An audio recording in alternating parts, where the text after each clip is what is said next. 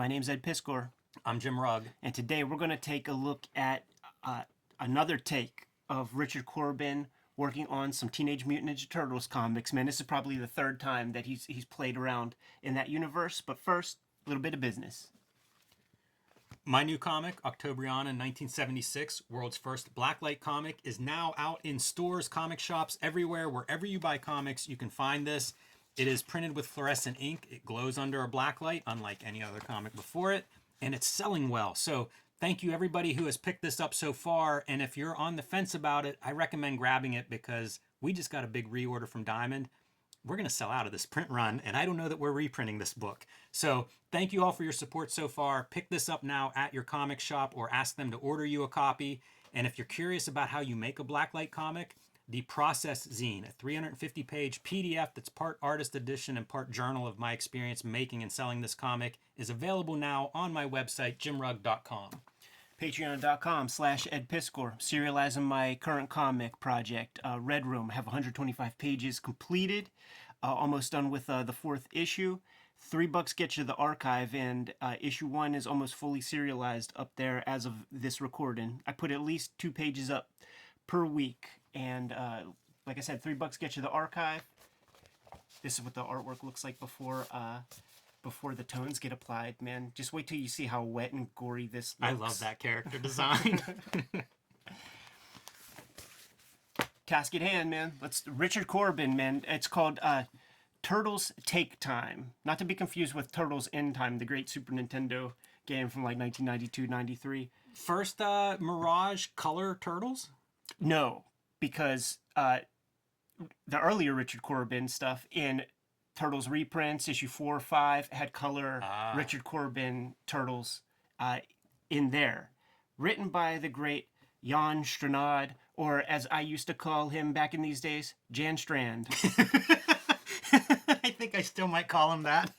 Frequent collaborator, we should say, with Richard Corben in some of their graphic novels and European comics. Those two have a long working relationship together at the time that they make this comic. Jan Stranad, great writer in like pulp traditions. Like, makes me think about the writers of this like 70s. Like, this is from 1990, but Jan Stranad was around for a long time. But the people came up in the 70s, 80s, who were steeped in comic conventions, sci-fi conventions, totally apropos.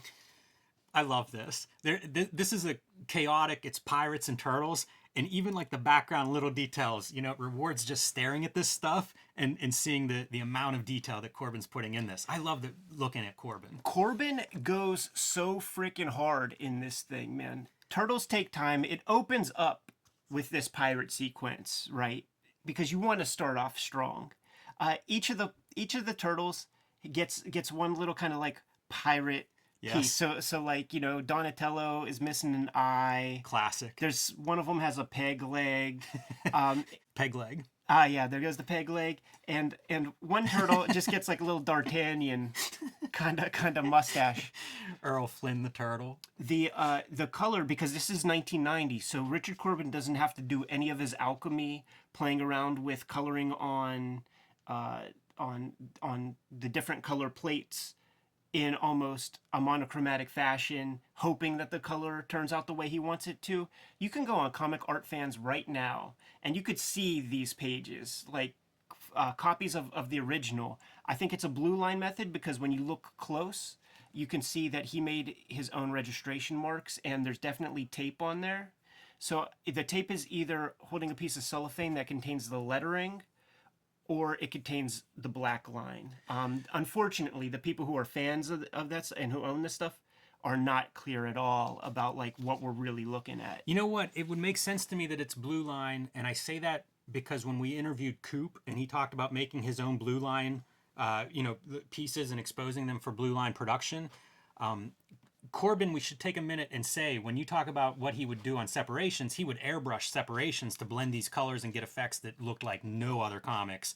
So he's definitely a guy that's hands-on in terms of production. It would not surprise me if he was making his own blue line method in order to paint and reproduce these well. So here's the deal. Starts off with the crazy pirate sequence.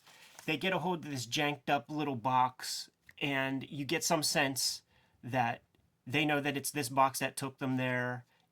It is messed up. Cut back to this morning. Perfect way to tell a story because Especially a time travel story. do you want to start off, you want this to be the splash page or do you want this to be the splash page? Yeah. I feel like you could squish their heads. Like, you remember like the toys had the little soft heads when they first came out? Like, yeah, I feel like you could just squeeze I don't them. remember that, but them out of their masks is just amazing looking. Yes. So they get a hold of this box, and clearly it's the Deus Ex Machina box that's going to take them to different eras. We already explored the pirate era. Look at this color. It's so odd. So, like, some of this is very clearly like airbrush.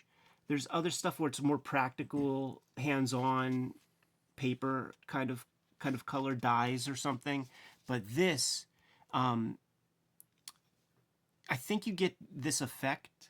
Like, I've seen it done where you have like a string. Like, so you apply color, you put a string down, and then you put something like a piece of paper or something over top, and then you pull the string, and it'll create these weird shapes. That's so interesting how much people were going for it in that regard. I don't feel like that's something I would ever do, and most people I know wouldn't do it. But you see this stuff, even like when we were looking at Stray Bullets, and it's like that looks like he like moving it on a photocopy machine. You know, dragging a string across, scraping a razor blade across, all these different techniques that people would use to just try to make something that you haven't seen before. Right. Jim, what's a time travel story without some time paradox stuff happening? Yeah, you can't do time travel without it. Just like Bill and Ted, man, you're not supposed to go back to the exact time you left. Oh boy. You got to go back to, like, the next day. This is a 20 problem. minutes later. Too many turtles in a panel, Ed. Look at these cute heads, man. By the way, how great do they look when they are in masks? That's true. Really, even the eyes look like they've metamorphosized. They look like they're further apart even. It's like a totally different design. Badass. Speaking of design, let's go back let's go back to some other periods of time. Look at these crazy, like, all the drawing, like even the getting ready for the time shifting. Oh, it's so visual, the effects that they're trying to pull off and just make you understand something's happening here. Just you wait, man, because we in the Stray Bullets episode, like, you were very correct about some of the party sequence, like sliding stuff across a Xerox machine to get like weird wavy effects. We're going to see a practical application of pen and ink version of that. Baby turtles in their eggs, beautifully airbrushed. So funny. Running away from, Leatherneck. Oh man, going back to feudal times. Yeah, man. And look at how cool these designs are. Like, these are action figures. I was going to say, I'm surprised that's not a whole toy line. Especially given the time period of this. Yeah. Like I mean, I definitely had Turtles toys, and I don't know, like, these might have shown up. Look at the color effects here. Like, what is this? Are you watercoloring on? He had Bill Waterston ghost that panel. Great choice, though. Again, it makes this time period stand out. Like, he's doing a lot of lifting visually for this issue. This is one of those where, like, you'd hear, like, the artist talk about, man, that writer's like, it's a Civil War scene and everybody's in costume and there's 10,000 people riding. And it's 3 sentences for the writer and it's days of research for the artist. It feels like it with this issue of, like, man, if Corben wasn't in charge and wanting to draw this stuff, he's asked to do a lot. Like, the pirate ships, the time specific costuming, armor. It's a lot, man. The way that we'll sell this probably in the title when we post this is the greatest single issue of Turtles not by Eastman and Laird, because that Donatello issue is still dope. And just going through these comics, I feel like we're going to be going through a good portion of the Turtles bibliography on this channel. So pristine outfits. We got to have the schmoz. Look at the little antler got knocked off. But check this, man. A turtle got a little battle damage, but he's going to get his comeuppance in this kid's comic. Injury to the eye motif. Can't happen to Juggernaut, but it can happen to random night dude. Yeah, McFarlane, eat your heart out. Love these designs, though. The pirate designs are great, where they all have some feature that makes them unique, and now we're seeing it with the knight, the medieval, feudal type designs, equally awesome. And look, man. Look at the little battle damage on our turtle right there. It's a little jacked. They're so badass, like the helmets with the horns. It's really cool. Really speaks to Corben's inventiveness. And you know, this is what makes you a Richard Corben. Every opportunity is an opportunity to make these designs cool, to have a new design for each turtle in each time period. There is a hacky standard way to do this, and you are not seeing it this issue. It's true. And like, take a look at any random issue of like a Marvel Star Wars comic from like, you know, the 80s era. Whenever it's not a movie adaptation and they go to a different world, the Star Wars guys go to a world of like green Bugs Bunny characters. You know what I'm saying? Like, it's all whack designs with like very little thought put into the stuff, even though Walt Simonson did create Cable in old Star Wars comic. But these are just incredible designs. And of course, like, you can't have a Jan Stranad, Richard Corben collaboration without some sort of Cro-Mag looking primordial piece, man. Makes me think of, I see it right here, one of their great collaborations, man. Yeah. Mutant World. So good. And speaking of so good, besides the great designs for everything, every chance he gets, the color throughout this issue is so strong. Like, whenever it's a different time period, a different scene, we get a slightly different color palette, or maybe a very different color palette, but looks great. You know, the green pops against the red. The your Cro-Magnon blue guys pop against the red and the tans of the ground. It's in many ways color theory 101, but you'd be surprised how few comics follow that.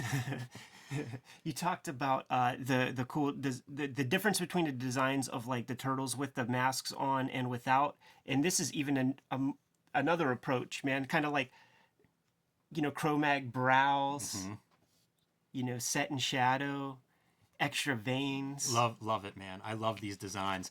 One of my favorite turtle renditions is the Bisley Turtles, of course. There's so many shades of the Bisley Turtles from this. And further design, like a few of them are wearing their one strap wrestling gear, different weapons, right? Like the bone knives and stuff. It's so inventive. You could have made 3 or 4 series of toys from the designs of this issue. Absolutely. Have to get our schmozzing with the cavemen. The Battle Royal panels with them. Hard to compose. Super hard to compose something like this, man. You have to. It's a real state of mind you have to be in. Beautiful pages. This is what I was talking about, dude. Yeah, that's rad, man. The practical warp image. That is so awesome. It's all so awesome. You know, the purple turtles, as they're going through time yet again, it just never stops being good. And it's from panel to panel, right? From the green turtles. Flip that color, you know, make this next panel distinct and stand out and pop a little bit. And then onto these visual effects, like, it's stunning. Like, this is a master cartoonist. Flexing, too. When he could have just taken a paycheck and been like, yeah, his average work would have been better than most turtle comics. Nope. You're getting an A effort here from a top creator. Wet on wet. That's like the one piece that I was able to identify in the weird color. I do love that morphing of their of this travel. You can see faces in it. I was gonna say, like, there's an eyeball.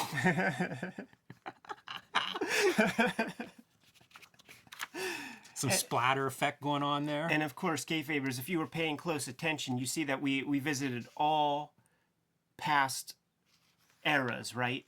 So you got to end the story. They're back home, and one of the more enterprising turtles, probably a Donatello, he's the more technical wizard.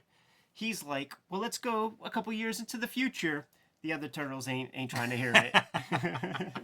That is a fun story. Yeah. That's a really good, like, one and done.